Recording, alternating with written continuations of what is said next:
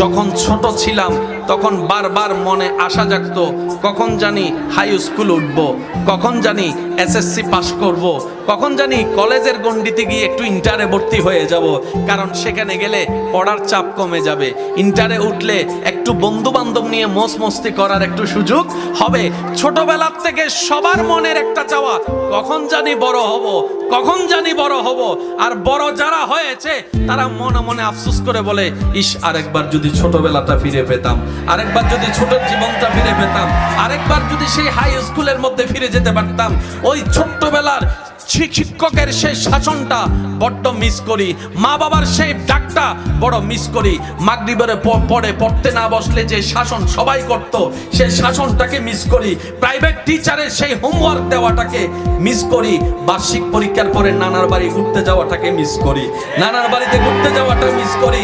ছোট্টবেলায় 2 টাকা পেলে যে আনন্দটা লাগতো, অনেক ভাইয়ের আমার সাথে হয়তো একমত হবেন, এখন 1000 টাকার মধ্যে সেই আনন্দ খুঁজে পাওয়া যায় না, আনন্দ খুঁজে পাওয়া যায় না।